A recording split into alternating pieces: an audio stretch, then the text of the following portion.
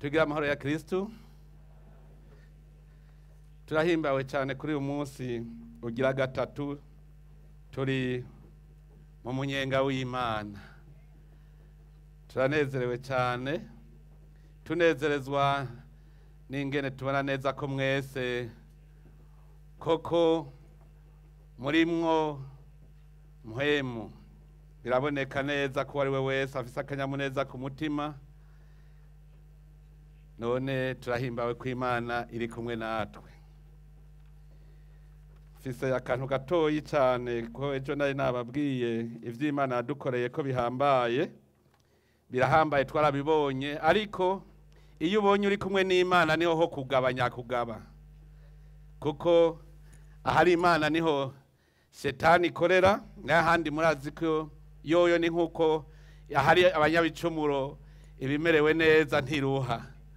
Ngaha rero twebwe natwe no kwama tugavye kuko twaramaze kuyisezera Shetani.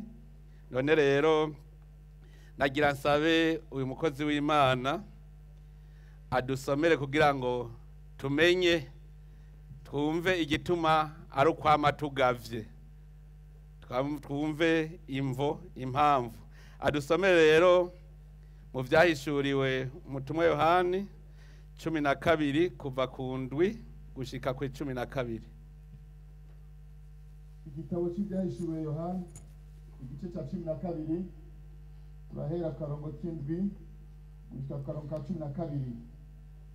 Mwijuru havyuka intambara, Mikayeli n'abamarayika biwe bagwanya ca gisato.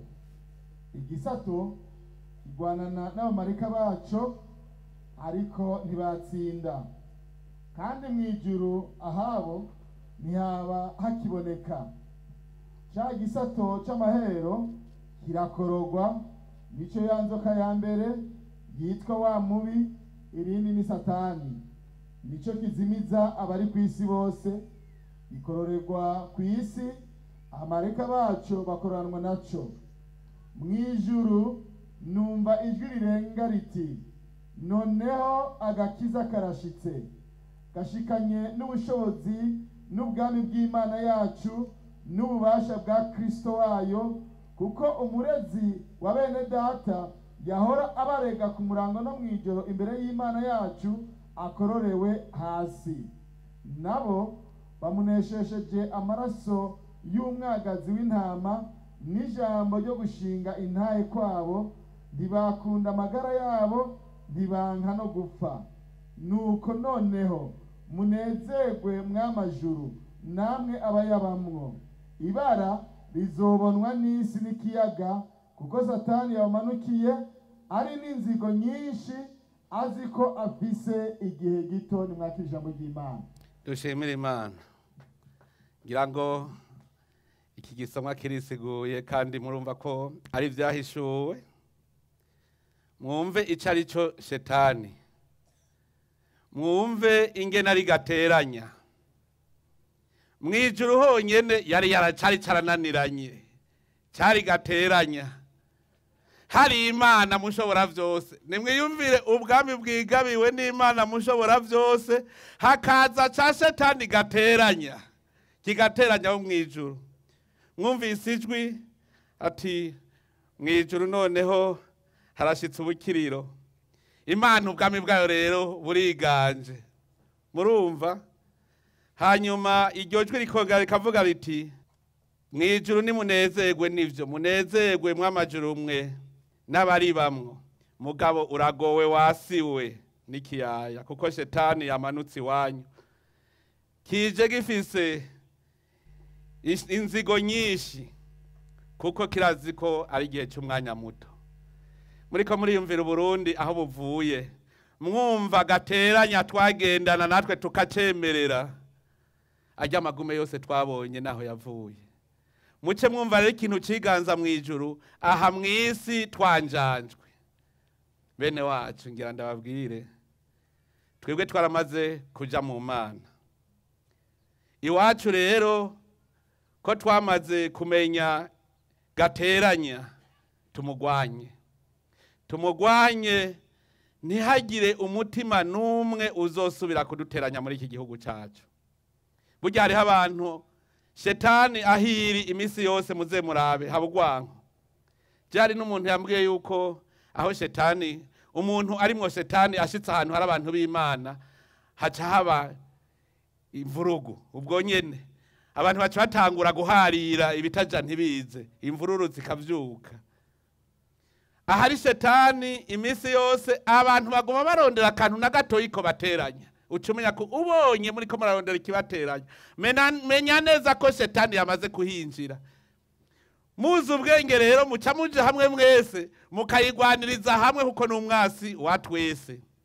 Ahari shetani abantu baguma barondera ico bateranya, niyo bakibuze barakirondera, baragihiga, afuma avuga ngwe hico, afuma avuga uko, ukaza wumva ngo kundavye ngo aho ndabiki, uwundi nawe ngo wambonesheje iki. Bakabatanguye guharira kubera iki? Mwumva bapfuye iki? Ahantu hari shetani muguma murondera ico bateranya. Ubonye abantu bose bariko bararyana, muze umenye ko shetani yinjiye. Ahari mutima mweranda naho akanyamuneza. Ni murabe nko ngaho ingene twese tunezerewe, murabe ingene dutamba tunezerewe. Aha birakwereka neza n'ikimenyetso kitabesha ko turi mu Mana. Mutima mweranda ari ngaha.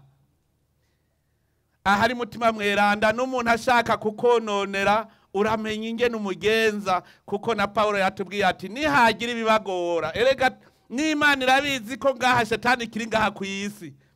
Nico gituma yavuze ati nihagira nikibagora murengengana. Murengengana. Iyo rero ufise umutima wo kwengenga mugenzawe, umenye yuko mutima mweranda bayashitse. None rero twese abarundi ko twamaze gushikaho tumenye Imana, Imana ikatwiyereka, kandi uretse ivyo ikatwereka n'ibimenyetso vyerekana ko turi kumwe nayo. Etwe babahe biyake ngo Imana ngo iraguha ukayimanuza, ntitumanuze Imana, ntidusabuze kuko twararose. Abanyisirayeli baragize ibyago byinshi kubera gusabuza. Nimwiyumvire gushikaho baheba Imana bayibona imbona nkubone, bakabona igicu, mugabo hagatera igihe bakumva ko bihebuye, barabaza igishuri, igika ngo niyo Mana yabo, kandi Imana barayibona. Nico gituma n'igihe twobona ibitugoye ntiduhave dutirimuka ngo dusabuze, ngo tumanuze Imana yaraduhaye. Abanyisirayeli ndababwira igihano barose. Ahantu bari kugenda iminsi 40 bahageze imyaka 40. Imana ikivuga iti kuva ubu nta numwe ageze mu bigera azahonyora. Imana nagahambaye. Ico gihe bari bashitse mu bisanzwe, kwari nko kuva ngaha ujabo kaje hajya ngira ngo bugendana, hanyuma baja gutata. Cyagi shetani nyene rega naco kiraguma kikwangira kushika neza, kiguma canka. Bazabona ibigabo vy'ibigatanya bikomeye cyane, baco barabona ko biruta Imana. Ya Mana ari yabahaye amazi mu bugaragwa bayabuze, ya Mana yabahamana, byose biranka, baracika inkokora. Hanyuma habamwe abagabo babiri barinda, Karebu na Yosuwa. Abagabo babiri nibo bacabwira bati muravye ivy'Imana yadukoreye kuva mu Misiri, mukaraba ivyo yakoze, ngibi barabisubiramwo vyose. Bati ubu twarabaye rurangiranwa, bazi ko atakintu na kimwe kwisi kitunesha. None mutinye iki? Mutinye iki? Twarabaye abarundi nabo nyene ubu duhejeje gucugwa gushasha, twaraciye mu cuma, rero tuveyo tugororotse neza, nta kintu gishobora kudutera ubwoba kugira dusubire inyuma. Nabo rero baca batagura kugumuka, baragumuka na Musa ngo abajanye kubahonereza mu gihugu kirimwe ibigatanya. Hanyuma Karebu na Yosuwa bati Imana yaramaze kuduha nimurinde. Nico Imana yacivuga iti jewe nzogumana n'abizera, nta numwe azohajabuka ageze mu bigero kiretse Yosuwa na Kalebu. Hariho akaririmbo karyoshe duhora turirimba, dore twamara kujabuka Yorodani hazambuka intwari gusa. Barundi bene wacu ndabahanure, tube intwari twese, ntituze dusubire inyuma ku Burundi bwacu, dukomeze urukundo, dukomeze ubumwe, dukomeze ubumwe n'urukundo. Uno munsi abari hanze basigaye bicuza bavuga bati ico dusubiza mu gihugu cyacu. Murumva yuko twe duhiriwe turi muri ico gihugu. Ahubwo rero n'abajya bene wacu bose tubahamagare bose baze twibere mu cari tunezererwe ngaha nkuko Imana yamaze kutugabira. Ko rero twinezererewe rero nta kundi no kuguma twitambira. Tube turagatamba tunezerwe mu mwami. Tunezerwe mu mwami. Tunezerwe. Hallelujah.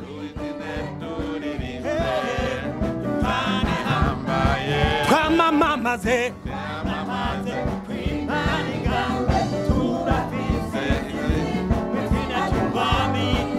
Tunezerwe mu mwami. Hallelujah. Yeah. Tunezerwe.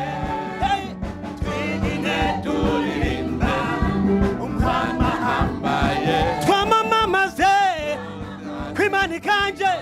Hallelujah. Twese amashi. Hallelujah.